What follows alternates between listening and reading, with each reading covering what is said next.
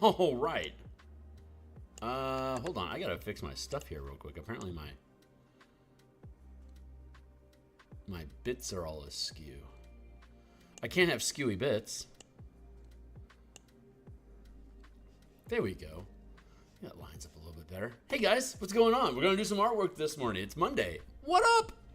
I'm bright-eyed and bushy-tailed, well-rested, and in the process of getting caffeinated, so we're gonna ramp. It's gonna be fun. We're gonna do some artwork this morning for an Eberron adventure that we're creating called Crystals of Mabar. Let me take a moment here to check my signal, make sure I'm up and at 'em, and then we'll get to work here for 90 minutes or so. Looks like I'm seeing myself here, and looks nice. Okay, volume sounds good. It's nice and rich. Drop that down there. Let's grab this link real quick. It takes a moment for me to do the social media stuff, so if you're already familiar with the program, you can skip ahead a minute, and I'll catch up with you after the bump. But for folks that aren't familiar with the channel already, bump! Hey, my name's Phil Kearney. I create role-playing games, I illustrate them, I publish them online, and I'm creating content for Dungeons & Dragons 5th edition. Hold on, I've got a button issue here, apparently. Something is unhappy. There we go. Cool. And,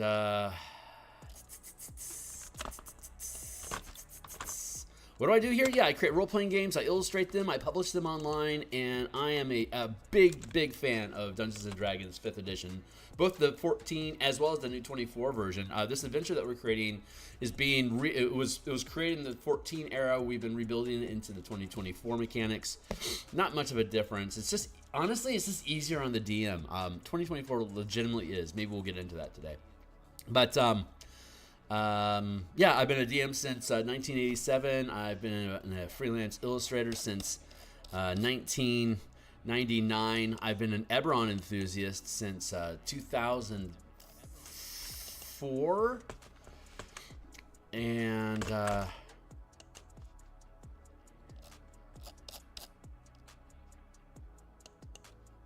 remove that. Hold on. The way I press buttons isn't working properly.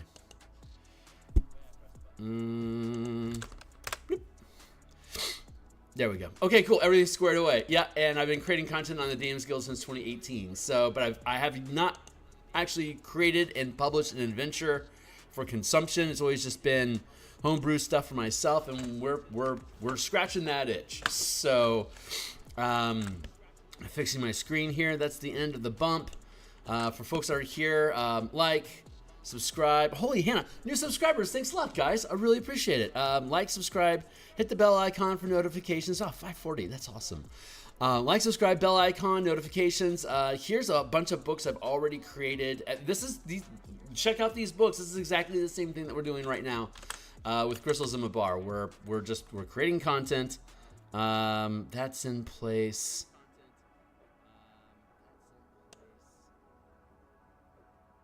Hold on, I feel like I did something wrong.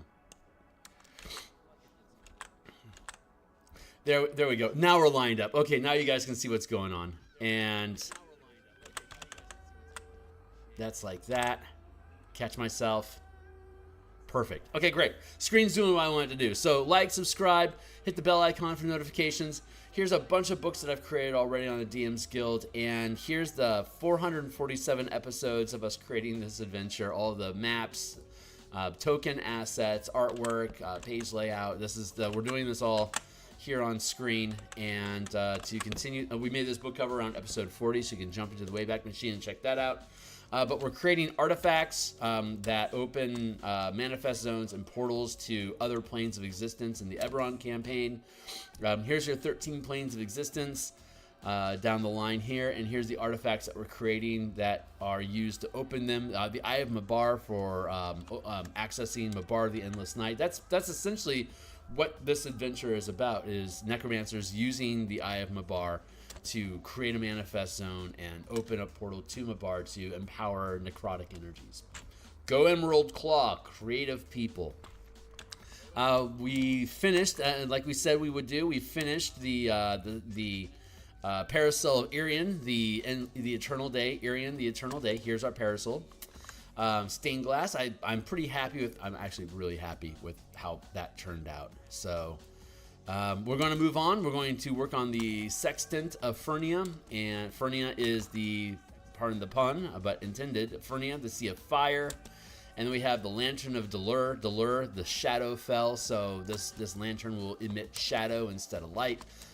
Fun thematic stuff. We're not here to build out the stats for all these things. I'll actually probably do that in a side supplement, like a pay what you want coupon sort of thing. Like, here's different rituals you can do. Here's different magic items. Let's go. So this is where we're working at right now. I think we're going to, you know what? Honestly, I think I want to work on the lantern. I hadn't decided what I want to do until just now, and just now says let's work on a lantern. So okay. Oh yeah, here's a lantern. Let's use that. Here's our reference image. So let's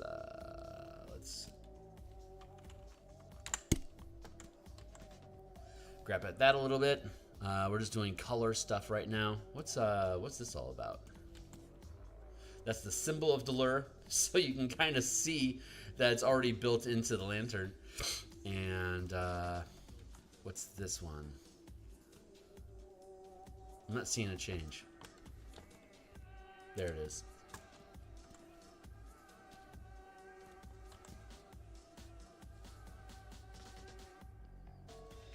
Oh yeah, that was the shadowy bit. See, like that. But I don't need that right now, so we're just going to leave that dropped away. We got the Delur. This is our base layer here. Okay, it looks like everything's lined up. So let's just grab some color and start futzing around.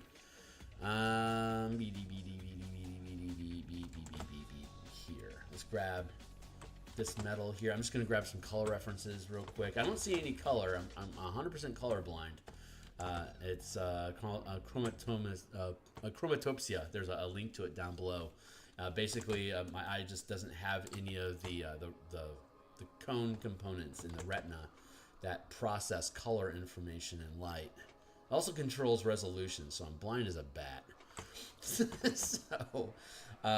it affects the decision-making process that I make in coloring, because since I don't see any color, I have to this RGB scale up here in the corner. This is my color vision up here, RGB, which is why I use Photoshop. The Photoshop tools have reliably been better for me than any other digital program I've attempted to paint with, like Corel Draw, GIMP, Clip Studio. None of them feel the same as Photoshop does. So they've got me pretty much as a devoted user. For better or for worse. I don't necessarily like their corporate policies, but who here likes anything that corporations do? They're designed to make money. They're not designed to care about you. So if they can make more money by not caring about you, that is the correct action for them to take. I don't get political a lot, but honestly, if you don't like how businesses work, we should really take efforts to change what corporations are allowed to do. We should also really hold people accountable for mistakes that corporations make, in my opinion. But that's probably an easily defendable position and not much of a political stake to make. But I mean, hey, if you want to fight me over it, go join my Discord and call me out there. Discord community is free to access. It's linked down below. If you want to tell me that corporations are people too and fight me over it, I respect that. Go right ahead.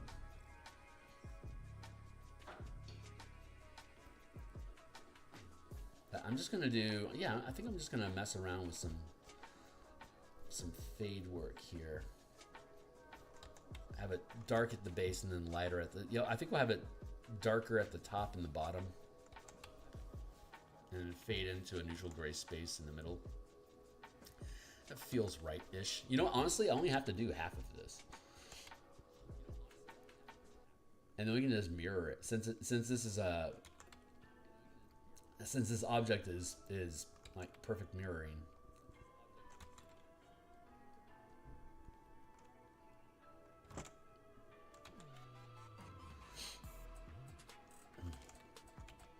Let's do that. I'm thinking about, okay, so when this thing is done, it's going to be emitting darkness, right? So I need to think about if there's going to be a projection of darkness from it, how are we supposed to see anything when sight occurs through photons hitting the eye and darkness is the absence of photons? That's a great philosophical question, right? It's almost a Zen koan, where it's like, you know, one hand clapping or whatever. What can you see? What can you see in darkness? I guess a Zen answer would be the truth, but I don't know how that would be. It just sounds like the sort of thing that you would say in response to that, but I don't have anything to back it up. So take that for a grain of salt. I don't know if that's truth or not.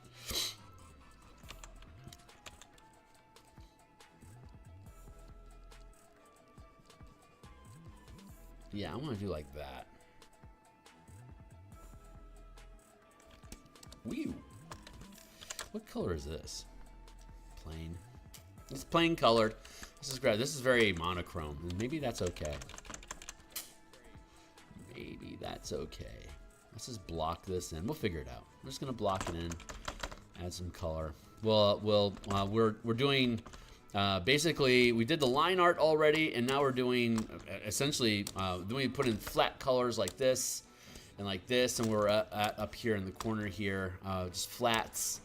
And then with all of these, we put in basic structure and some texture on these different artifacts. But I want to do another like for instance, this needs a lot of texturing. It looks very simple. This also happens to be the first one that I did, so I kind of went like bump, bump, bump, bump, bump, bump, bump, bump, bump, and then here, and then we'll do these down here. Last, but then once we do, we're gonna go back through and like this one's looking pretty good. I don't think we have to do a lot of texturing with this one, but we're gonna rinse all of them, basically polish. We're gonna go back through and we're gonna polish all of them just to make sure that they're all sitting pretty. I need to roll my sleeves for this one, folks. So we're getting our basic color formatting in here and shape and stuff. And then we're just going to go back through all of them just one last time, just to finish them off, and then we'll start working on another page. So the page layouts are done. Everything, all the page layouts and stuff are done, except I do need to update the formatting for the new monsters in Appendix. Appendix A is basically new monsters and NPCs that the characters are going to encounter during the course of the adventure. And of course, 2024 has changed the format of monsters. Has also changed a lot of the mechanics involving monsters. So I want to make sure that everything still looks good.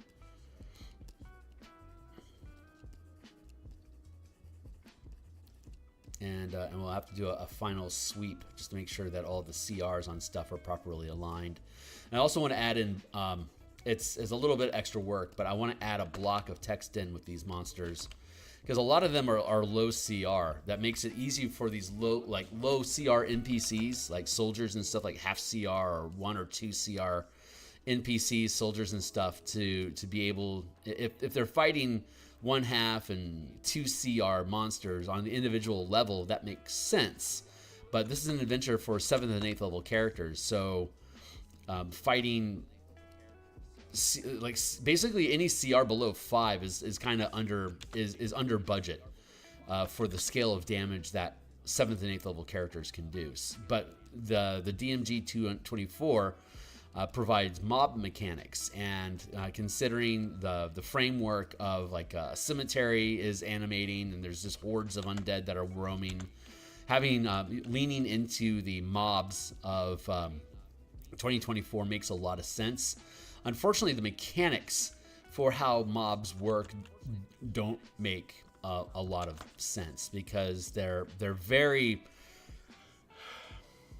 Whenever there's a simple, like whenever you want to have a simple solution, I think WotC's biggest problem is when you want a simple solution, they make it complicated.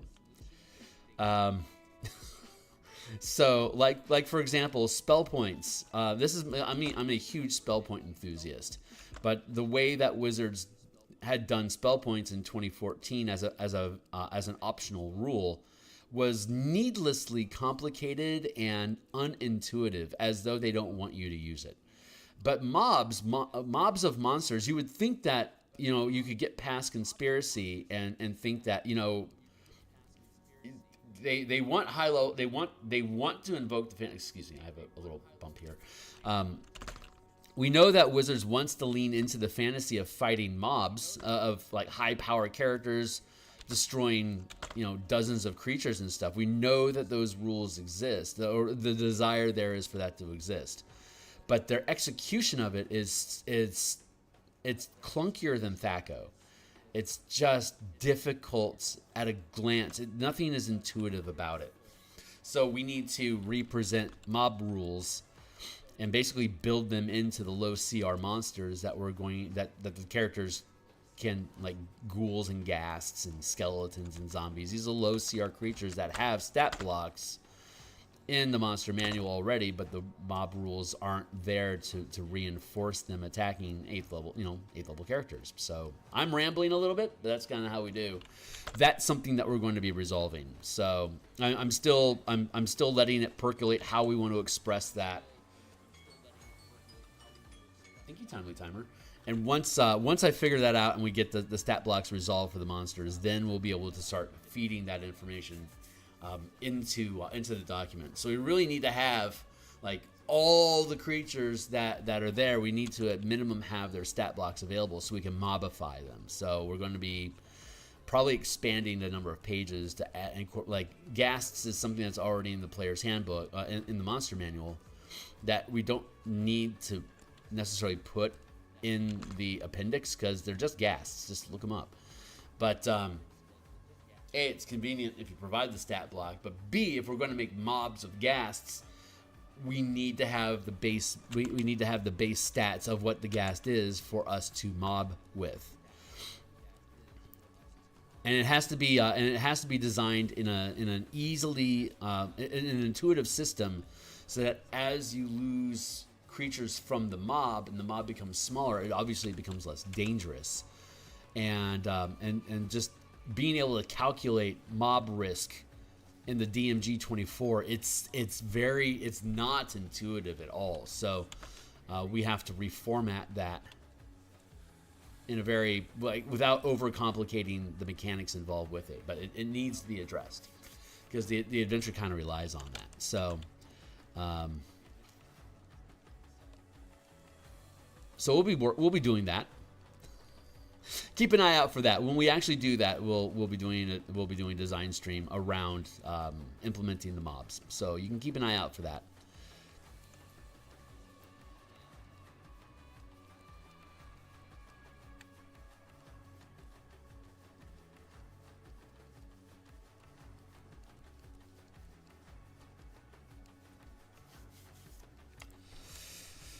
Yeah, this is very monochrome, but I like how it's looking. Let's grab some of this highlighter layer. I know that there's a reflection off of the invisible table here that's bouncing the light off the table onto the reflexive surface here, and then there's an overhead light that's also shining down to be able to create light so that you can highlight this product.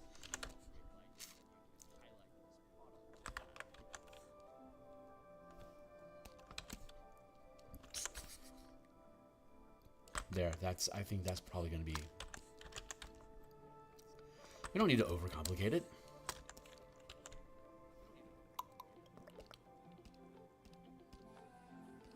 Here.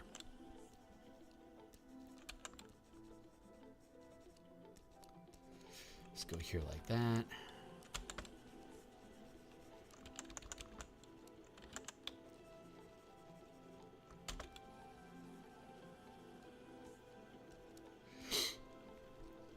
So reflections and stuff, the highlights like these can be on the outside, but not on the inside.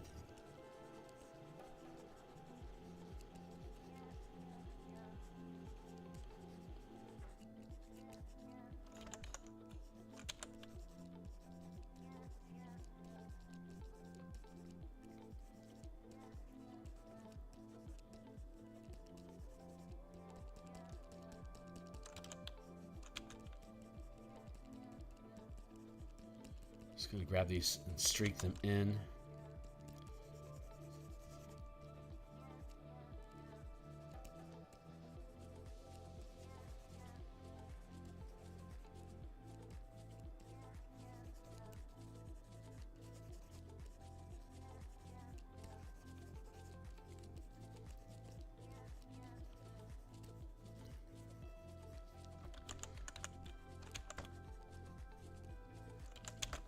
this.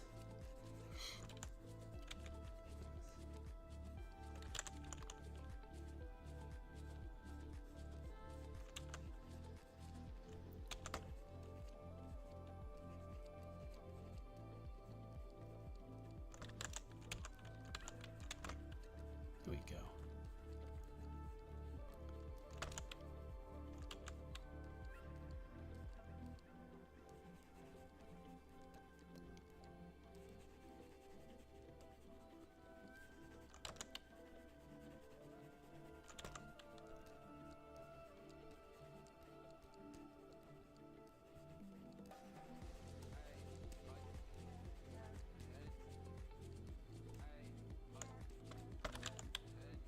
Just want to,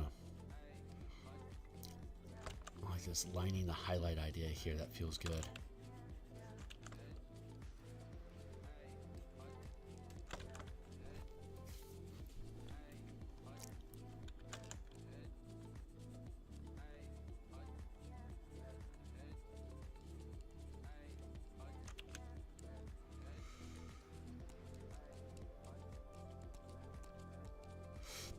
My problem, a problem that I've discovered about myself in art over time is that I like to increase complexity.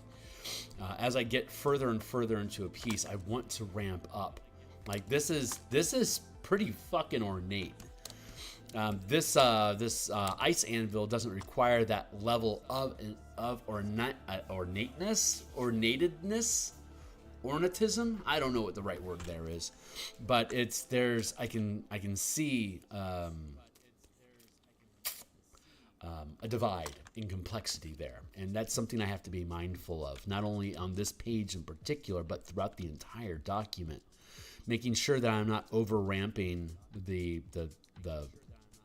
complexity, and because I'm already spending this is the 25th episode of this of not the page, but of just these artifacts here. Like this was a 30-hour project making this painting. I think it turned out fucking awesome, but again, it's like this is like 50 hours per page. That's too much. I mean, granted, some of the pages we did like 4 pages in like 3 hours at one point because they're just map scaling. So there's a big disparage between level of complexity per page. So I really need to be mindful of that overall. I think the project's going to do great, overall. Again, saying overalls, haha. But again, it's something I'm trying to be mindful of. When we did the Spelljammer book, we seem to have been able to keep in scale, and by we I mean the royal we, because I include you guys as part of my team here. So cheers, appreciate you, and thanks a lot for new subscribers, man. That is very, very much appreciated, and it's just whenever I pick up a new subscriber, I never know exactly why, because the channels, there's a lot going on here. I mean, I'm doing artwork on the daily, so there's folks that are interested in artwork. And I do design work on Mondays and Thursday nights, including tonight. Ooh, hey, here's a plug. I've been building the martial power system, which is a way for us to use the... I want to talk about Bastions. The Bastion campaign book that I've been developing on stream on Mondays and Thursday nights, it's getting close to being done. And that's a means of taking like the concept of Bastions and making it the theme of a campaign to the complications and stuff that your Bastion encounters as you're trying to do business generates plot hooks for your characters to go and resolve conflicts and complications. So that system's coming along really nicely, and I believe tonight we're working on the conflict system. So like how to wage war between bastions, or how to sabotage bastions with spies and stuff. So you either in bastion conflicts, you're either sabotaging or sieging another bastion. Yeah. So we're going to be working out the mechanics of how to wage war between bastions. And I expect we have. I'll probably start in like around 5:30 or so, Seattle time. It's 7 o'clock here in Seattle now, so that'd be 12. That'd be like 10 and a half hours from now. We'll be working on the Bastion conflict system. But I'm really happy with how Bastions look, and like all the mechanics that we built out. I'm very confident in them. And we've been playtesting a Bastion system at my home table for the past year that utilizes the same system, not the specific facilities per se. All the facilities and stuff is basically using DMG mechanics for like building stuff and like making magic items and shit like that. That's all getting folded into the Bastion system. But the dice mechanics, the resolution system that I'm using to do those, to make things and stuff, we've been using those mechanics in my home table for the past year. So I'm really confident that they're going to work as intended. But I think we're gonna run a Mecha Kaiju campaign using Storm King's Thunder and Spelljammer. I'll be running that as a playtest campaign for stuff, both for the Bastion system as well as the Mecha Kaiju book that I'm building for Spelljammer. I'll be probably running that in November. I suspect we'll be running that in November. That's the timing that's intended anyway. So I know it's only April now, and that's a long ways away, but we're running a mega dungeon right now to playtest the martial power system, and that is requiring a lot of attention and time to properly create, to properly build that system. Like building an entire magic system for 5e that is like its own thing, that takes a lot of work.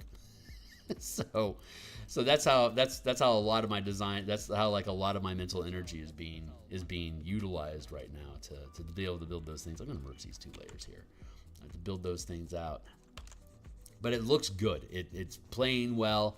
We're 5th level right now. So far it's feeling pretty fun.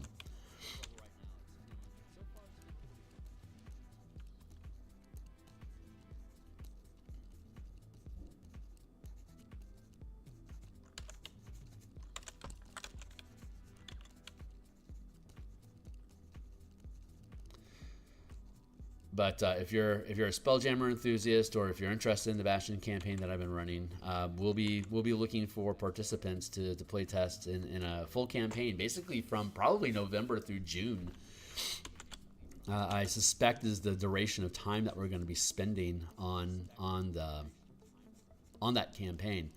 I've got a lot of shit that I'm designing. The color mana spell point variant rule system needs to be rebuilt and revised for the 2024 mechanics. So that's where a lot of my design time is going to be spent once this adventure publishes and my plate clears up. That's we'll be working on the Mecha Kaiju Storm King's Thunder campaign. But the actual products that we'll be working on for publication is going to be Magic the Gathering color mana system. So that is on the horizon. And the martial power system reinforces that. Let's do that.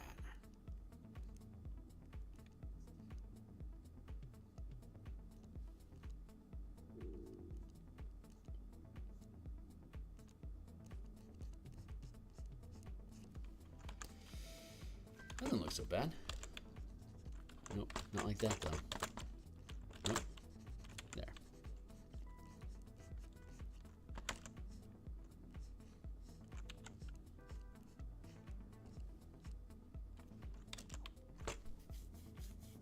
Let's see.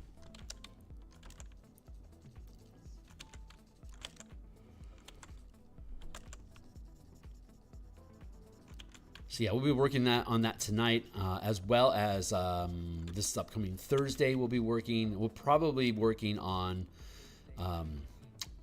If we haven't finished, I suspect we'll finish Bastion Conflicts tonight. It shouldn't take that long. The mechanics are already there. We just got to clean them up.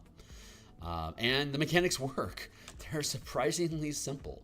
So that should be resolved tonight. And then from there, we'll need to resolve events so that we can structure how complications are gamified. And then we're going to merge this down as well. We're merging stuff today. That's how we're working.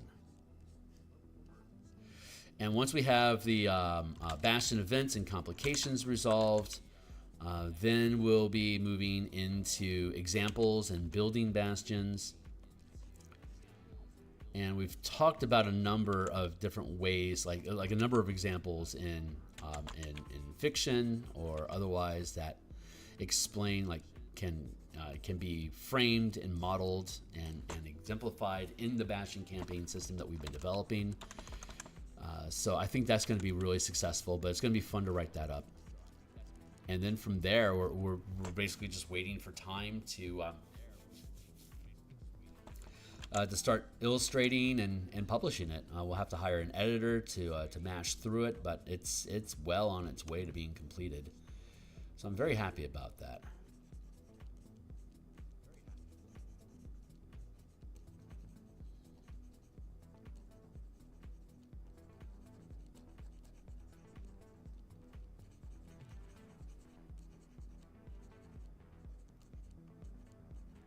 A moment of silence.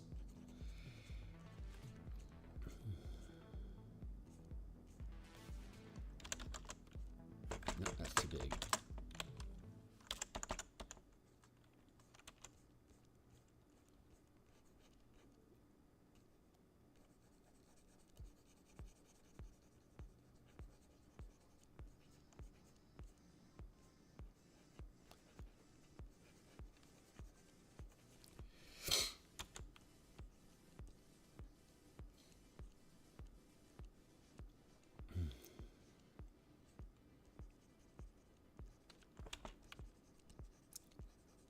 Fade that in. There we go. It feels pretty good. Oh, nope. This is where we want to be. Honestly, this isn't where we want to be at all. What we want to do is cut, paste. There. We want a new layer. That's what we want to do. New layer.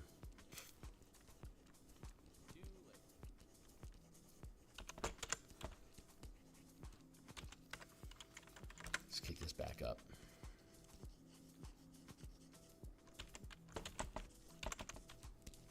Switch brushes.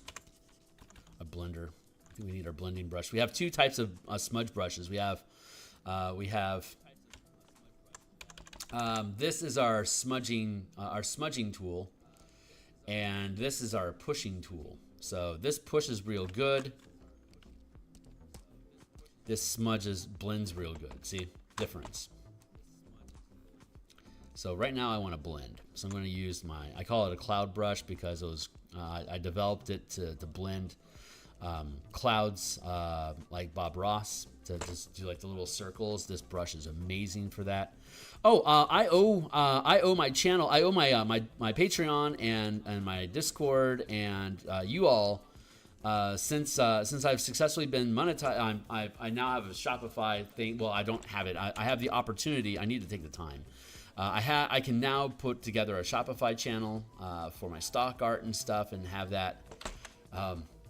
It should honestly, once I get the Shopify up and running, there should be stock art that'll be like running down here between the live chat and the information page here. Show less. It's like the Shopify stuff should be down along here, and my plan is to fill Shopify with stock art that I've created already. If you're interested in buying it, super cool. It's just an opportunity for me just to show off some of the artwork that I've done. I just thought that'd be a clever way to do it.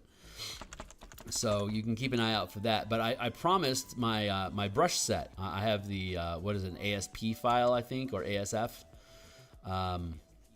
How all these brushes work. I need to. I think I'll do that this weekend. Put together a kit of the brushes that I use, and then post it on Patreon. So this is something I had promised to do, that when I get the 500 plus subscribers and hit my 3,000 hour mark, so I can Shopify, that I would provide my brush set to the community, and I will be making that just a no-cost perk for my Patreon supporters. So, or rather, anyone that wants to go to my Patreon can have that. I don't want to sell my brushes. That doesn't feel correct right now.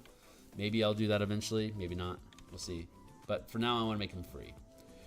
So just basically as a gift of appreciation for the folks that have supported the channel. You might not be a painter, that might not be a useful perk to you, but I owe my Patreon perks, and that is one that I have promised. So it is my intent to execute that promise and fulfill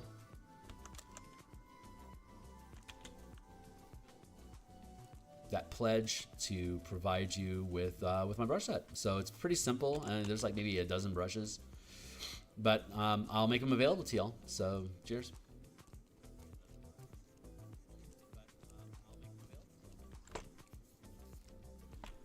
Anyway, so that's on the horizon. Keep an eye out for that if you're interested.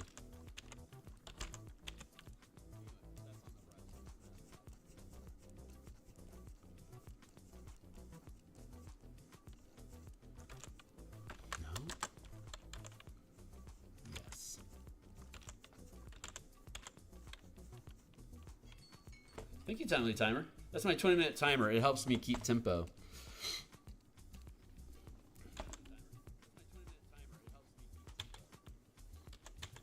So I don't get lost in the sauce, and so I can stay aware. Because at 8 o'clock, it's 7:20, 7:15 right now in Seattle. At 7:50, I've basically got 40 minutes left this morning to... I need to use my push brush. Thank you. Yeah.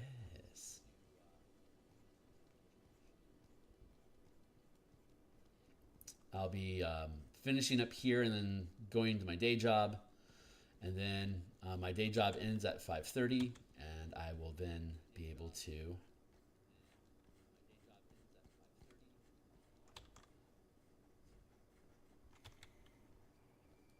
I'll be done at 5. I'll be logged on here at by 5:30 for Bastions, and we'll have ourselves a good time.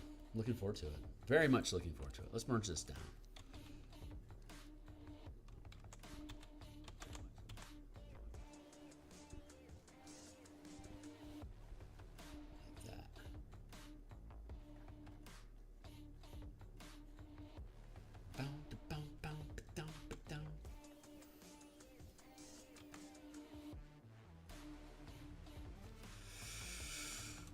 So let's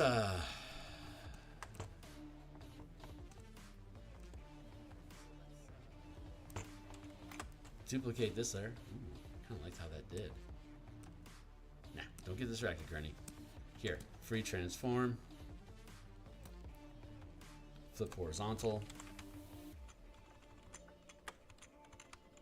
Slide that into place.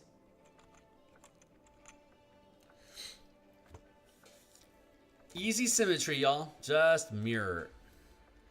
Very, very easy cheaty technique. So far, so good. So what? I don't want literal symmetry, so I gotta scuff this differently here.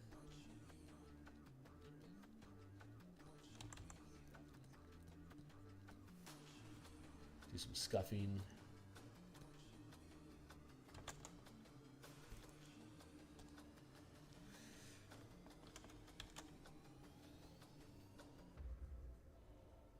Edge work here.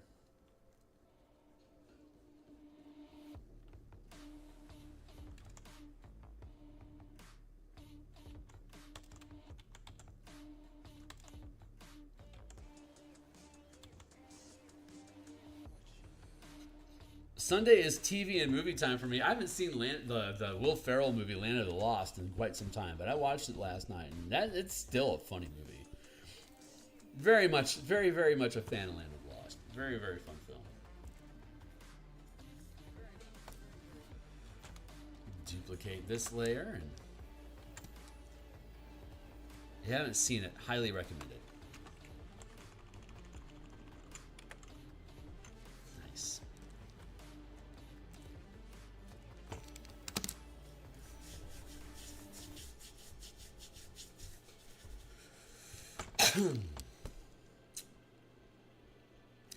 We need to do the handle, so let's figure that out real quick. We'll go with that. New layer.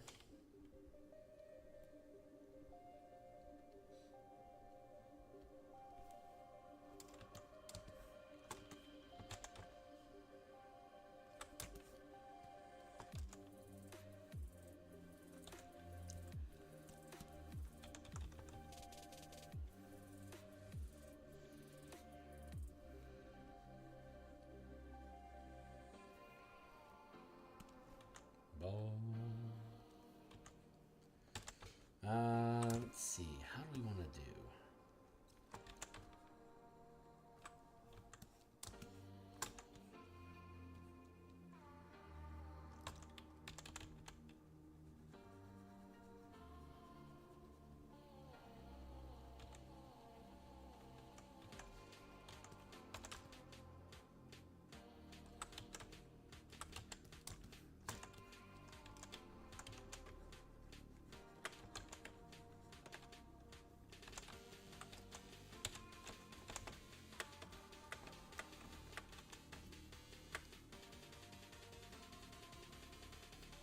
Like that. And just want to grab, let's just grab that brassiness there.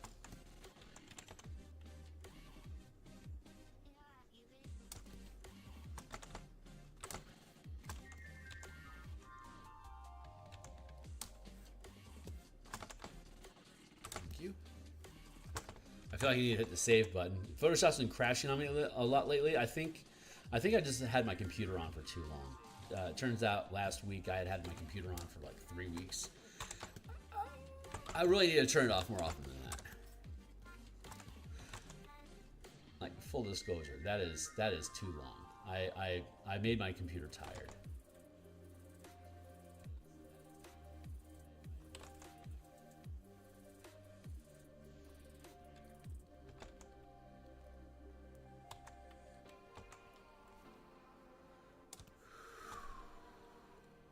Let's duplicate this. And free transform. Flip horizontal now, baby.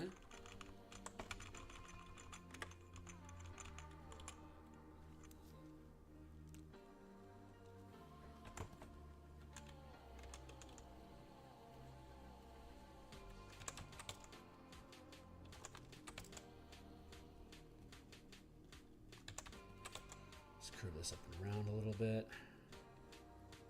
Give it a little bit of a bend.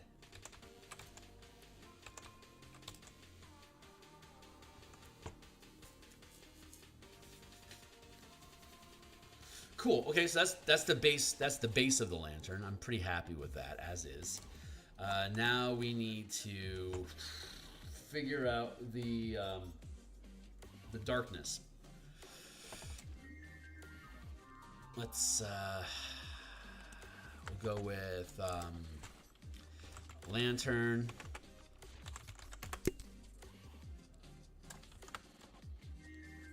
I'm gonna grab a block of black.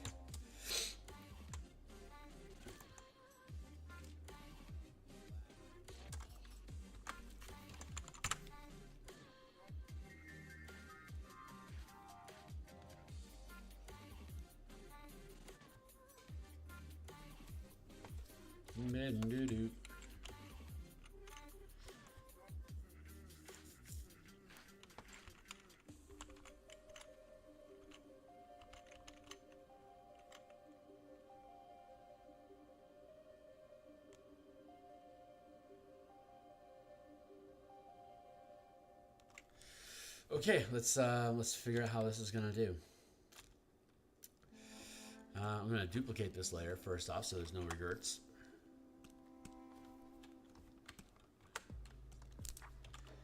Shadow.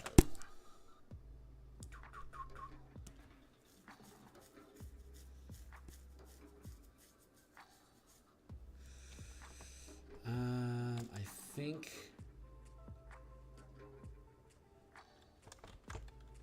Let's try this. Let's create a masking layer.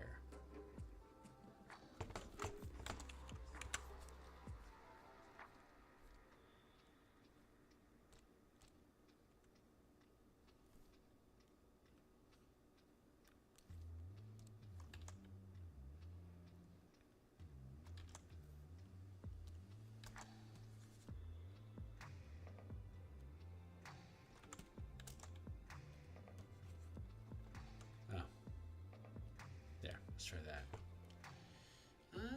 That doesn't seem natural. Maybe we need to, maybe instead of a circle, we need a square.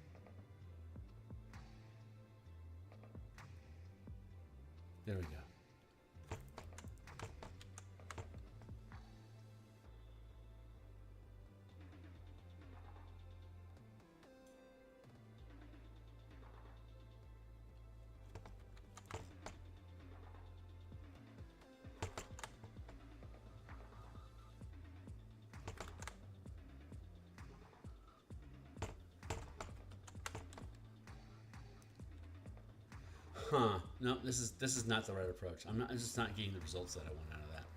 So,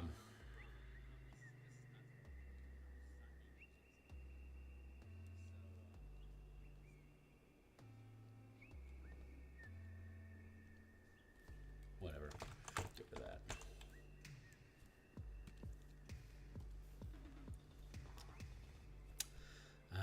What we actually want, yeah, let's just go back to our circle.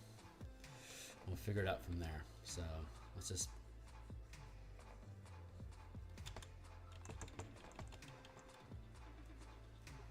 push her.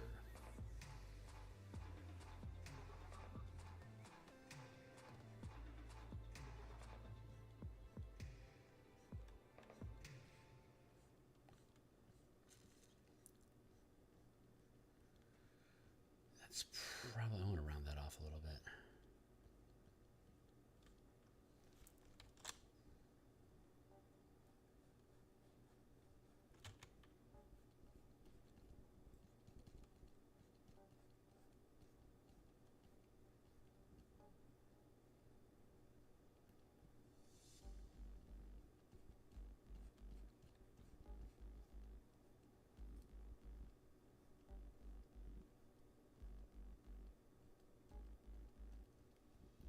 Do like that. And oh good, my music's behaving today. Happy to see that. We'll push this out. I'm wondering if we're gonna do like a fade sort of thing. That kind of makes sense.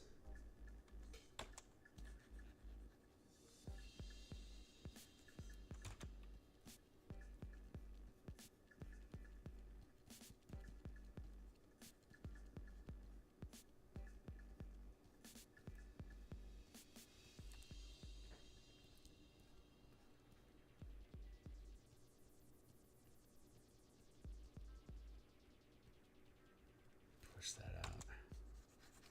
Mask that over.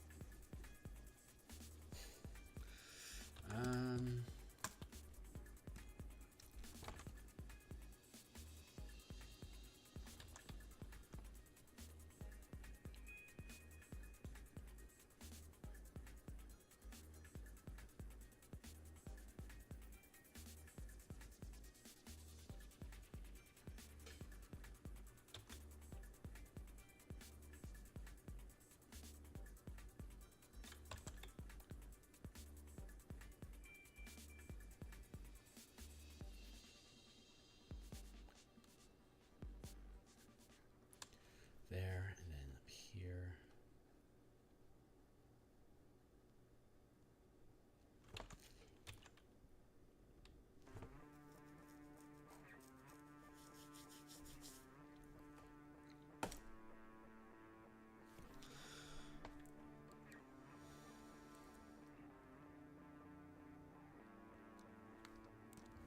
Let's duplicate this layer and then free transform. Horizontal.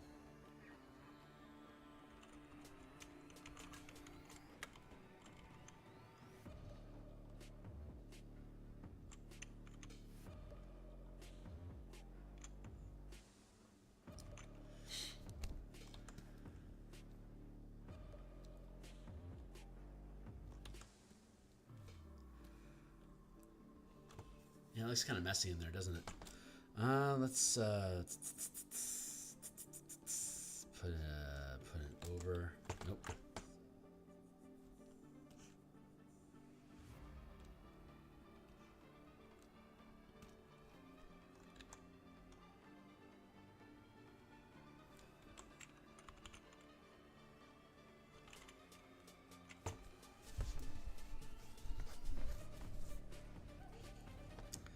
Do like that.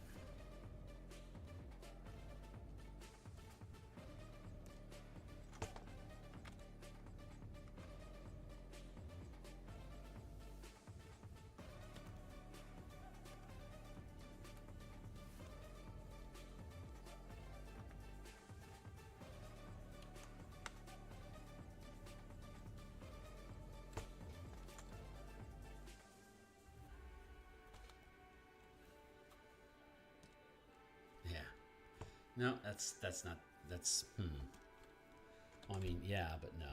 Let's do that.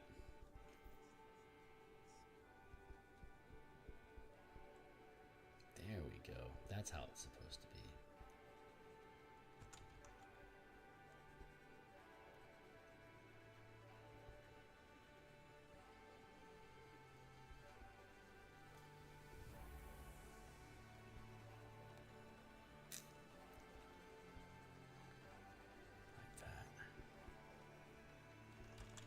Error.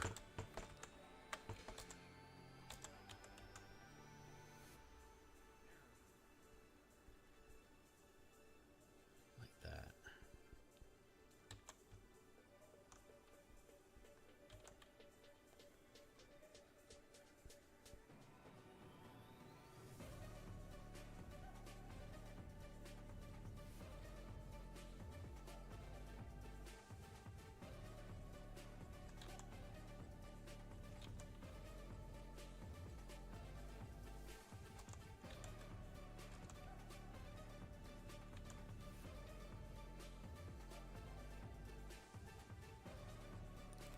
Not bad.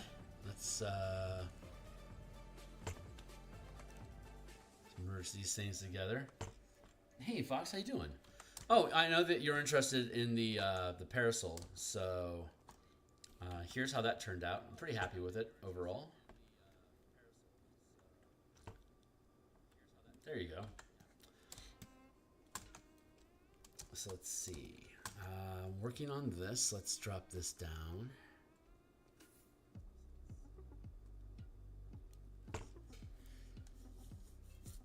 That's our Orb of Darkness that's created. There.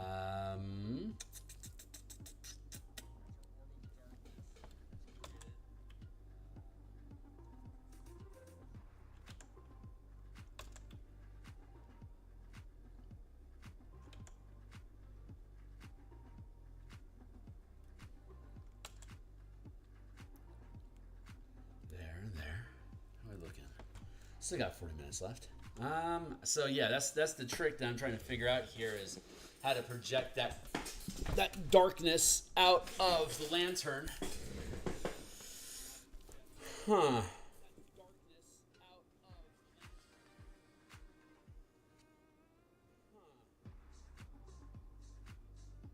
So I want to have it, I want it emanating through these gaps, right? But when I do that, you can't see the thing anymore. So thank you. God, it's thank you. It's always just such a fucking gamble for me. Since I don't see any color, right? It's just like I'm literally just guessing. So seriously, the RGB tool up here in the corner, it's using that as a color, using that as my reference device. I know I'm not going to be a world-class colorist. It's just that's just not in the cards for me. But I am proud that just the decisions that I make just at least make fucking sense. You know, just that it makes sense. That's all I could really ask for. So I appreciate the affirmation, man. Thank you. Let's see. Maybe we could do this like.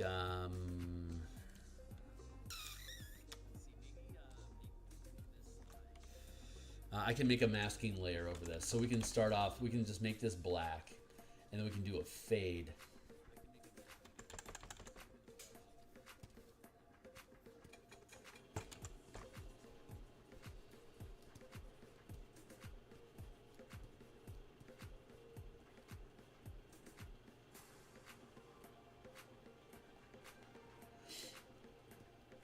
There's a baking show. It's called, I think, the Spring Baking Challenge or something like that. Anyway, the current season, one of the bakers is colorblind, and so when he's won a number of the competitions so far. There's the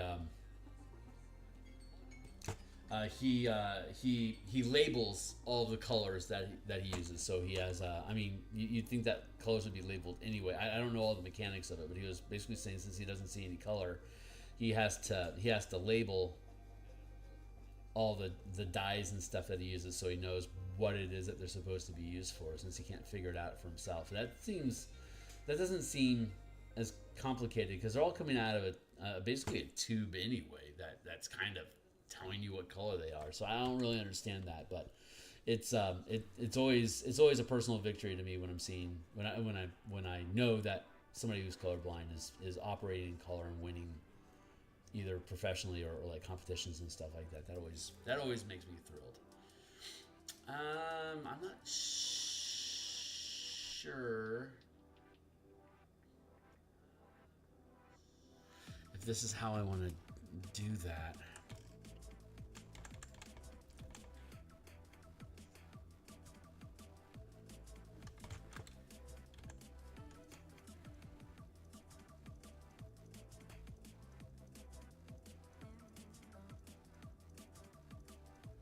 Maybe something like that?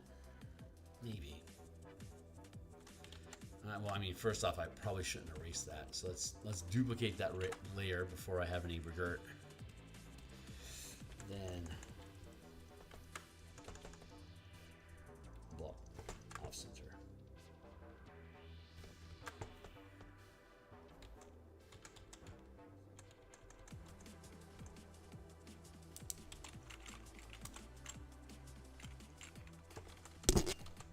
Also, should put that down as a separate layer.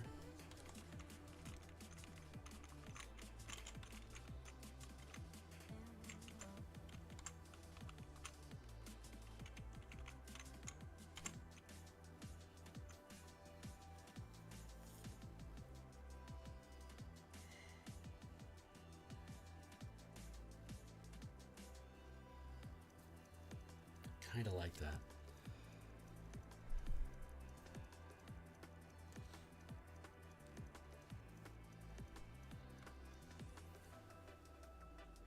Let's do this instead.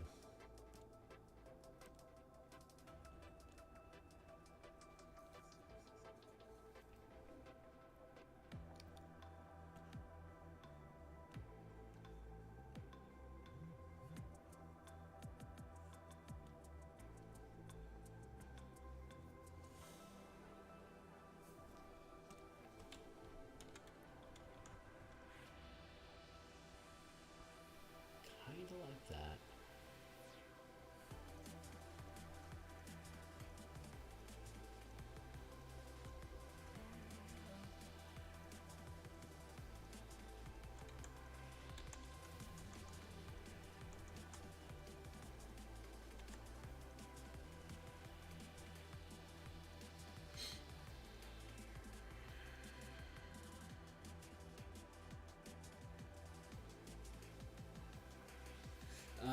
I'm kind of thinking like having it a black core and then white, and then having the white fade into black, like we're seeing here. And then I guess it'd have to fade out into the white beyond that. I'm not 100% on this. We're still figuring shit out.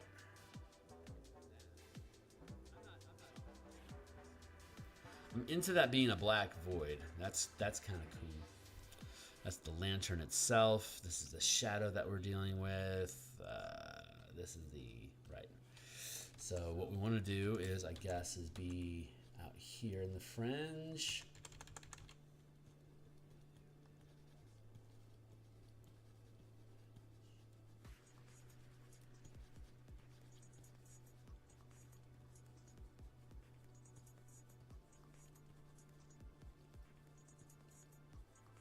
Too much.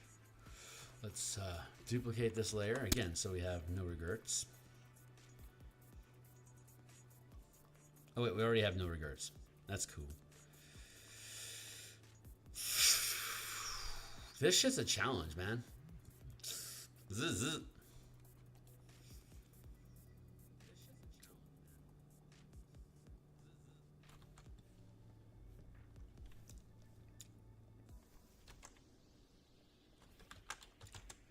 What if we do it like this?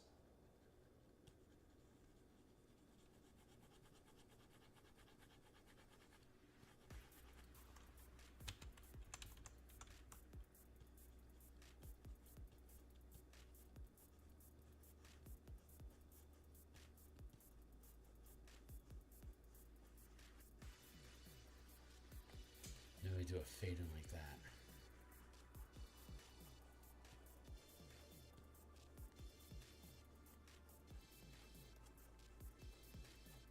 I don't know what the right way to do this is. I've never done that. I've never made a lantern that emits darkness, so.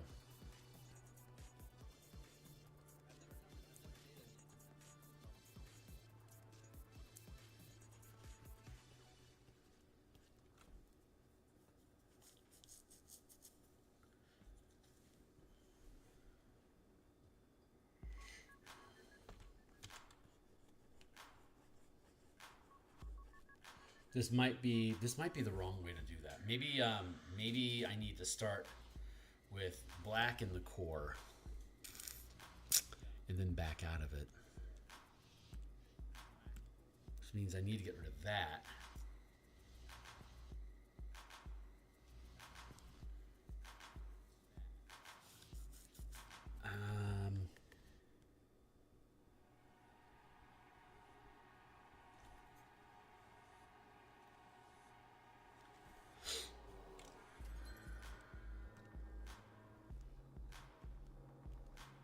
That's where that is. Let's well, let's fill in the logic here.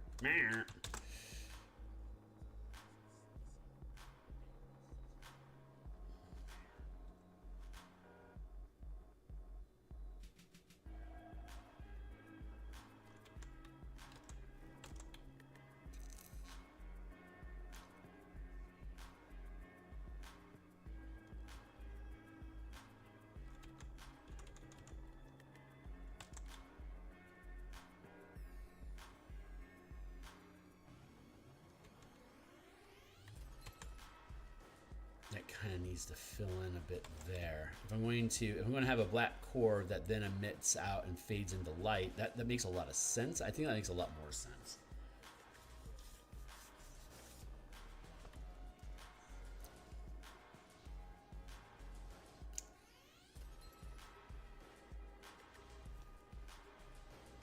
Maybe instead of that, I need to take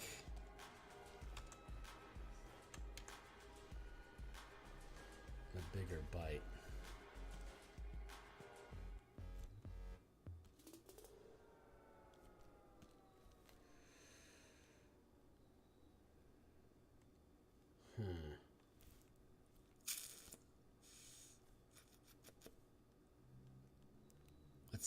Let's disable that layer mask.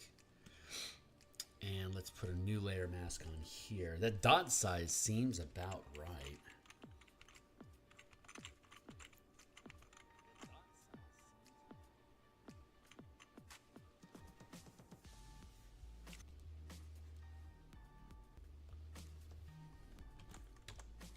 Let's try this. Let's try this approach. We'll do this. We're using a masking layer to conceal the darkness on the outside of the lantern frame.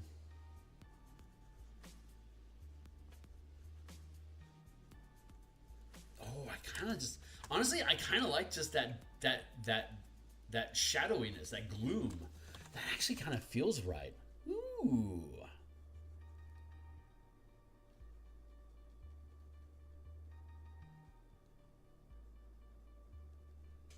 Kind of like that.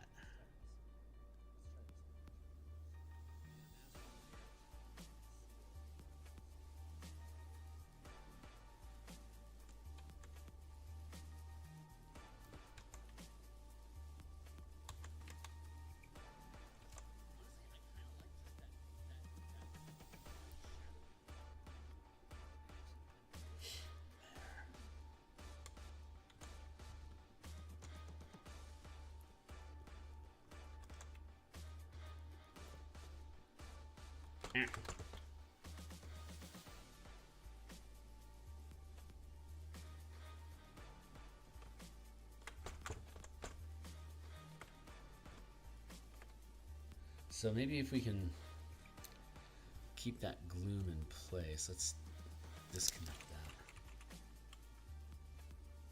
that. Center that up. Yeah, that feels about right.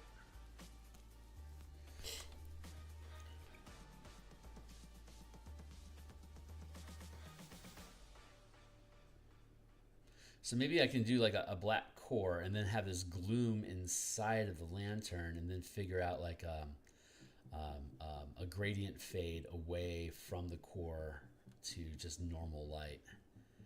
Maybe that is the right way.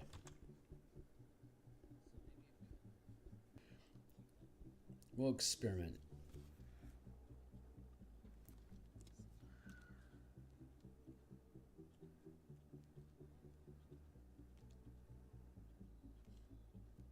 Less a fan of that now.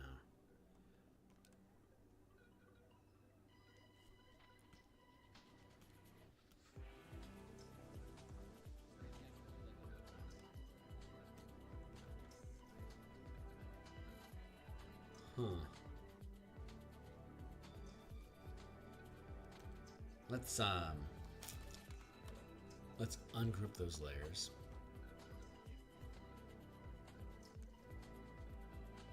And then let's there. Black core feels a little off center. There we go. And then we've got this. Let's duplicate that layer.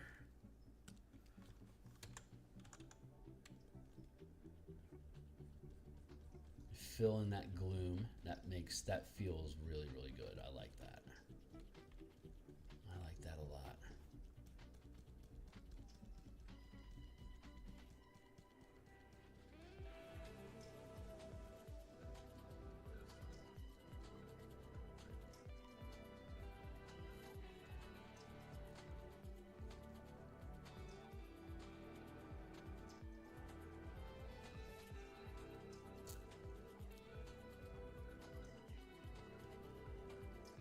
Fill all this in.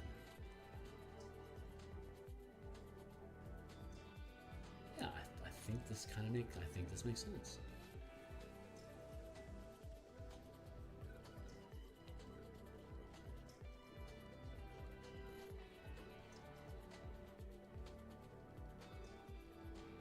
It causes a lot of discomfort when that happens. Where is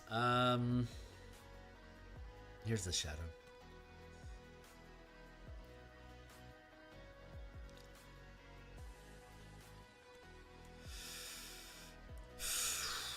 Let's see, get rid of that, get rid of that.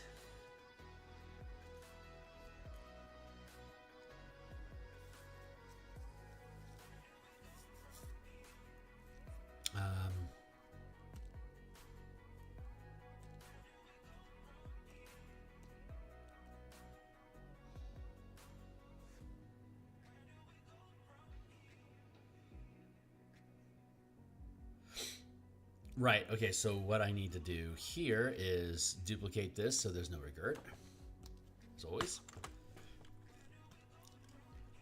And let's erase all this inside bit.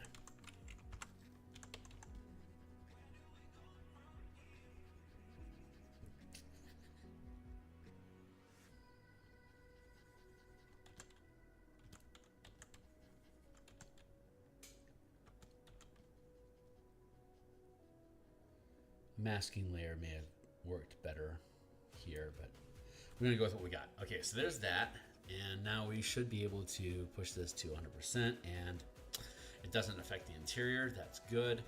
I'm almost thinking just like a gradient. Just a Gaussian blur might be all we really need here.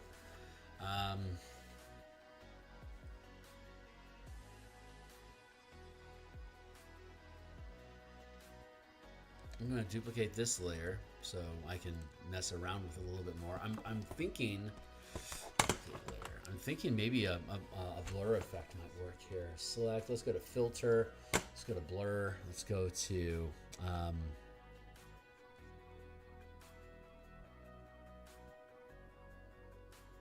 Gaussian blur. I don't think Gaussian blur is the way I want to do. Let's go with filter.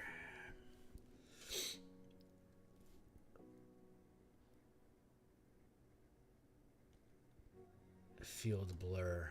I don't know blurring tools so good. Path blur.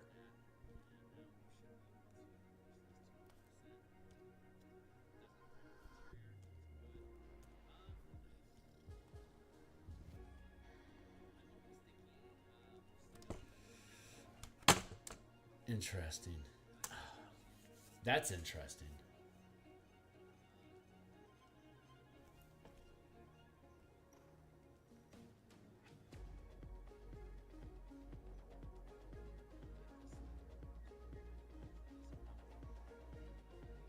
Huh. I've never messed around with these effects before. Path blur?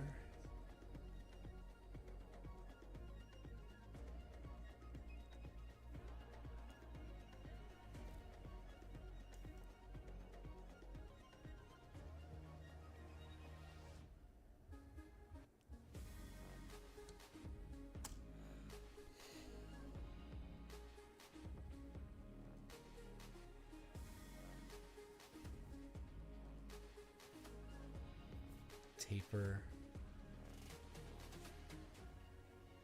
Basic blur. There's a rear sync blur. Okay, path blur. That's not the way we want to do. Tilt shift, spin, motion effect, strobe. Yeah, I don't know what these things are.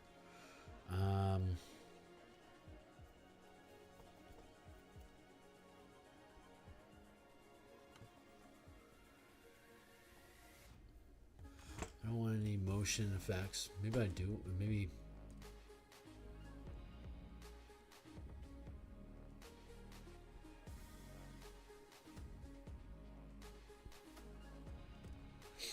Uniform? Nope.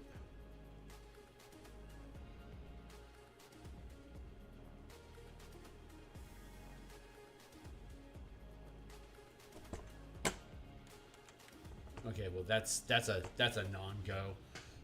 What I want to do is a gradient so that it fades in. Okay, here's how gradients normally work. Let's go with blur. Let's go with Gaussian blur. No, that's not the right angle. Hold on.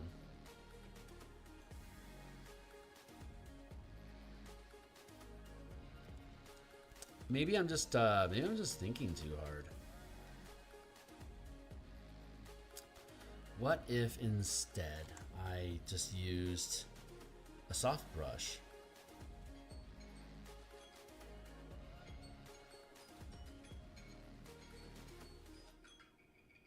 Thank you, Timely Timer. I normally use. Oh, there it is. Let's try a soft round brush. Let's see if this pulls off what I want. This might pull off what I want.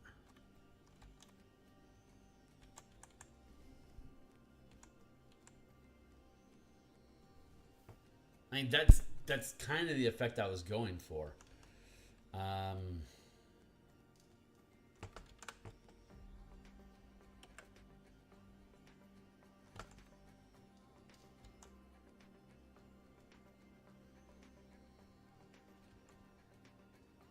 Yeah. Okay. Sometimes the simple solutions are simple. That's pretty much what I wanted. Now it's a matter of just doing the fade. Yeah, I think that's the result that I wanted. Let's I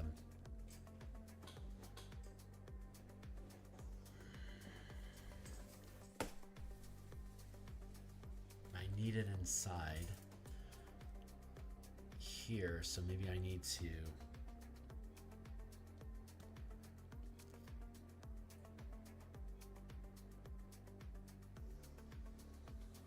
reduce the lighting like that.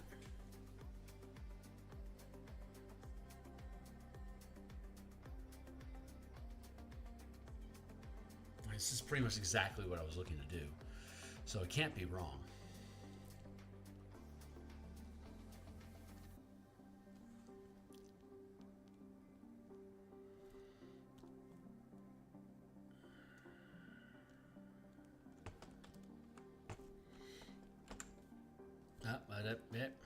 Let's wait.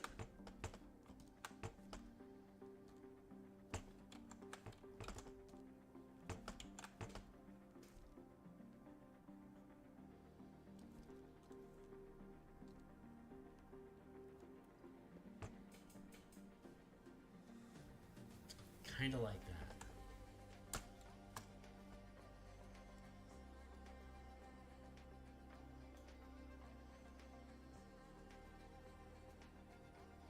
I need to fade out these edges more so it blends in more. I don't know what to do about this though. This cast shadowy bit's weird.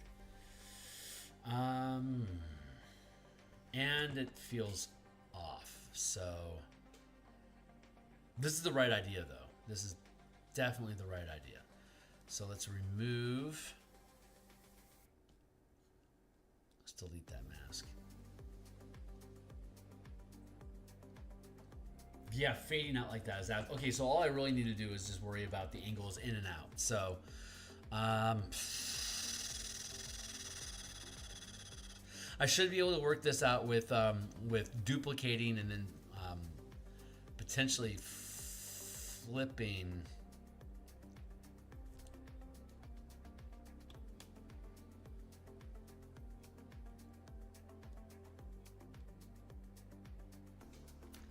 So let's see if I can suss this out. Whoa, I need to go back to round brush and bring it down to a reasonable size.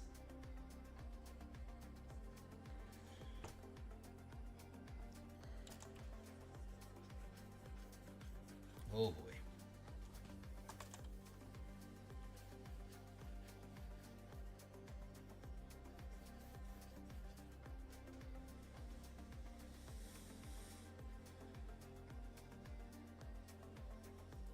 That.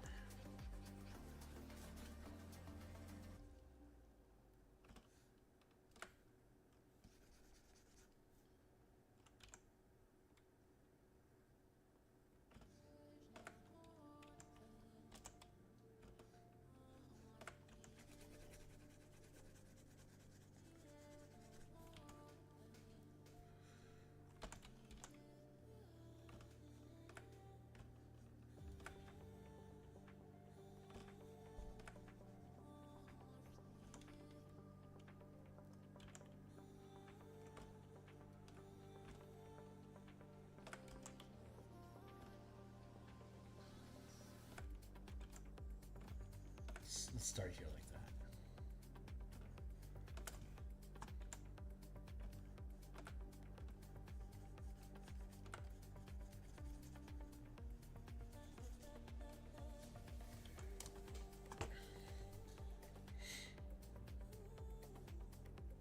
And we need a set of floor, so let's do that.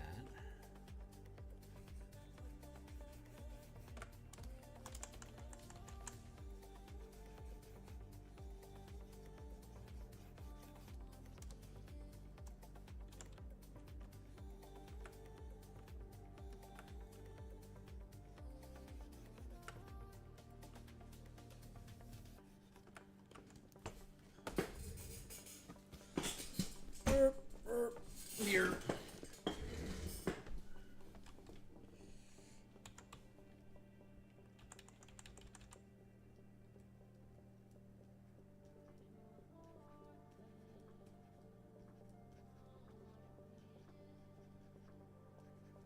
Fade in here like this. Jeez, this mechanical. This is like really. It's like really technical.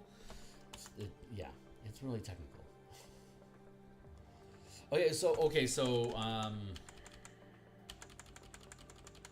let's undo that.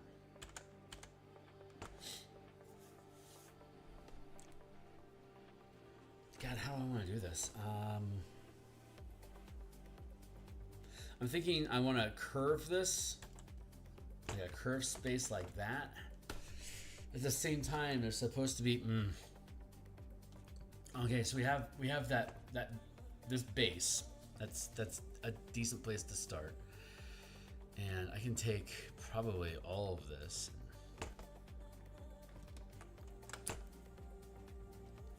Let's go shadow trash.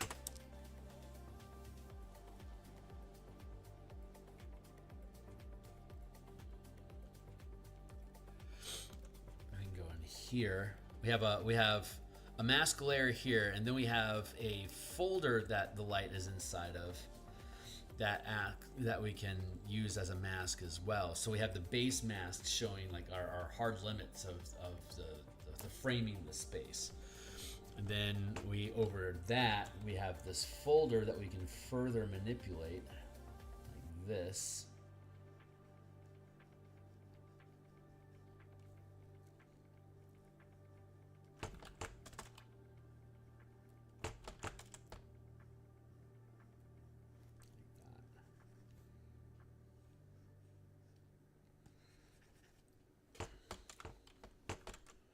Wrong angle.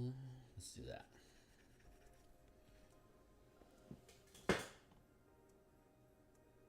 Yeah, I mean, this is essentially what we're looking to do. Maybe a little bit more like that. Oh, and then okay, so once we have this side down, I can just cut and then flip it. There you go. So I only really have to worry about one half of this because I can just mirror it like everything else. So I can just block all this off. That doesn't matter anymore. All I gotta do is make sure that I get this taken care of properly. So there's that, because I can just blend this all in and set it and then reverse flip it. So I'm going to block all of that out.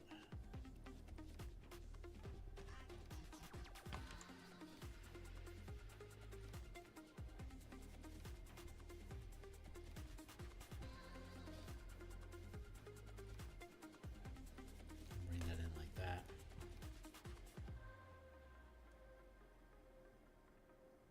Yeah, it's not centering.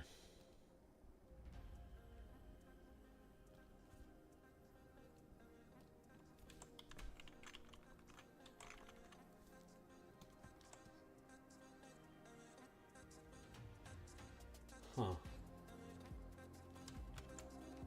Okay, let's put that back to square.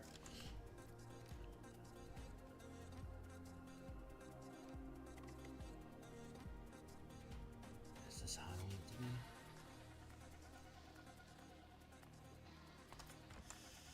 Not specifically.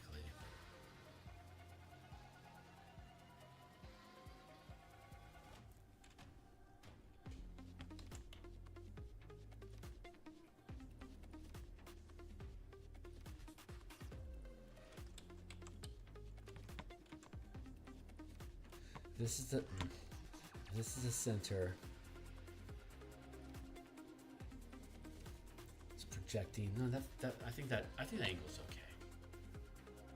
I think that's okay. What I really need to do then, and let's add another layer on top of that, another group. We can stack. You can stack multiple overlapping masking layers by creating folders and like nesting folders. So we have this folder and this folder, and then this, and then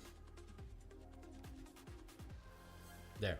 So we have these cascading layers of gradients, right? So we have disable. So we have this the base frame of where we know like the active space of the light can be, and then we overlap this radiating gradient, and then over that we can have another gradient that is blurring away here, like to make it less hard lined.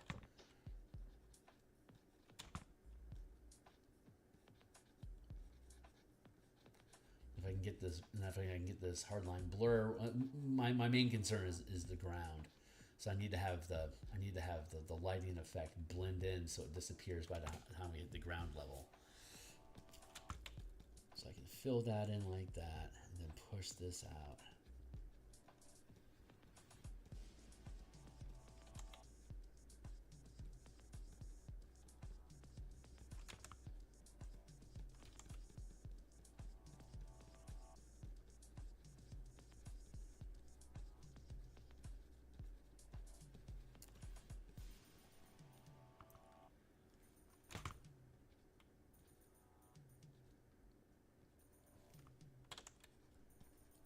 Yeah, what I really need to do is just set a limit on how much space this can occupy. That's the problem, is it's projecting too far out. So I need to make a gradient to curve this in, just to control it a little bit, so we have a finite space. And then once we have this filled in, so it feels good, then we can just duplicate and flip it. And how much time we have left? Oh, it's 7:58. Fuck, I got no time. So my timing was off there. I got to bounce. So let's just cap that off. There, fade that out. There, and I got to bounce out of here in just like a minute.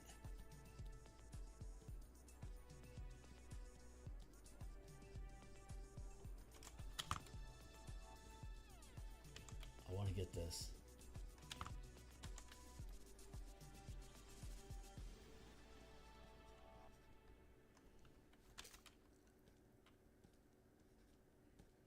Basically like that. There we go. Let's see if that'll fly. So then we can let's duplicate this layer. This group, basically. Conceal that.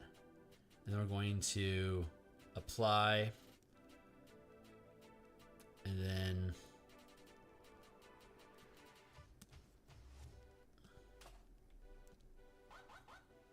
apply. And then apply. And then duplicate. Free transform. Flip horizontal.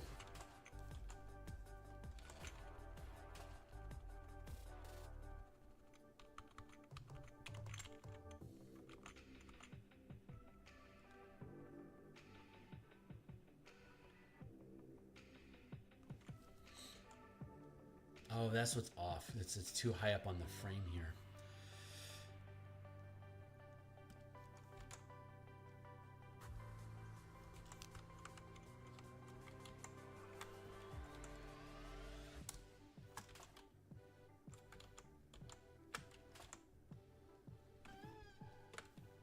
Like that.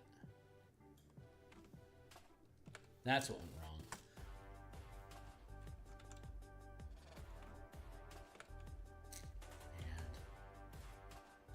There, let's do that. Then we can get rid of this.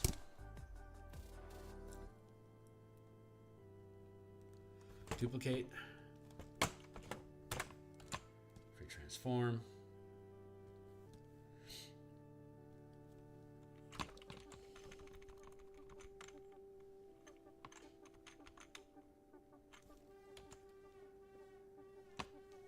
It's still eating up a lot of space.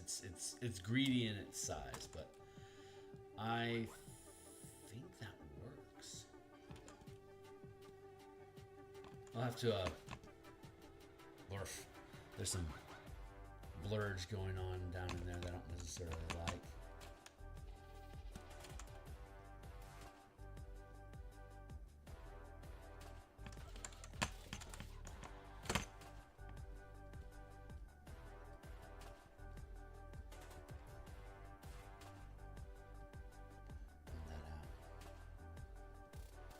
There we go. That feels a little bit better.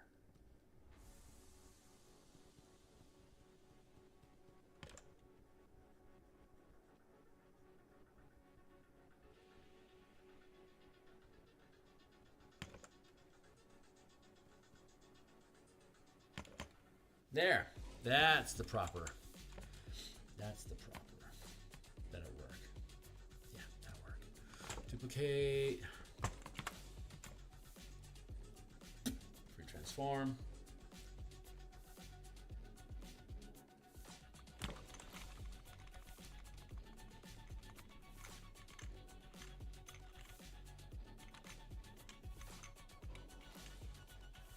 There. Let's check our page balance.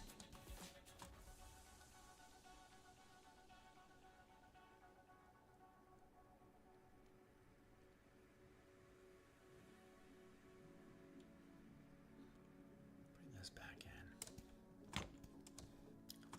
Doesn't feel overwhelming.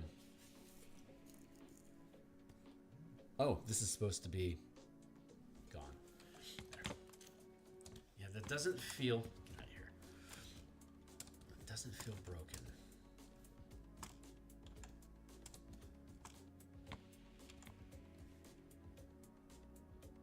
Yeah, that'll work. I think that'll work. All right, cats and kittens, that's it for now. Actually, I could probably afford to push these a little bit further away towards the border a little bit more. Maybe just create a little bit more space. We'll figure that out. Okay, I'm pretty happy with that. It's good enough for a first pass. So I'm going to go ahead and hit save here. Tomorrow we're going to work on the Sextant of Furnia. And then once we take care of that, we're gonna we have the Carillon of Zoriat and the balance of what's it called? The Scales of Donvi. There you go. Oh, Dalcor, not Zoriat. It's the Crown of Zoriat. It's the Carillon of Dalcor. Right, Carillon of Dalcor. Scales of Donvi. We'll work on those. So tomorrow will be Sextant, and then Carillon, and then Wednesday, Donvi, and then by Thursday, we're going to sweep through all of them again to make sure that like we need to work on the coloring and like the reflections and stuff on this one, because of the way the lighting is working now. The lighting is working now. We'll have to adjust that. But then we'll blend all these together and make sure that the texture looks good. So maybe by this time next week, we'll be done with this page and we'll start a whole new page. So this weekend I'm going to spend some time making sure I have all my layouts updated and all the pages of art, that everything's properly labeled so that we can dive back in and start resolving stuff a little bit quicker. Start breaking up the map into chunks and filling that stuff in. I'll probably do map segments off screen as a little less entertaining, to show you those updates as they come along, but we'll focus our time on like actual art. All right, feels good, guys. I'm gonna be back. I'll be back in. Ooh, yeah, I gotta go. I'll be back in about 9.5-ish hours at 5:30 Seattle time PST to work on the Bastion campaign conflict system, and we'll carry on from there. So, cheers, guys. I'll see you on the other side. Thanks all for being here.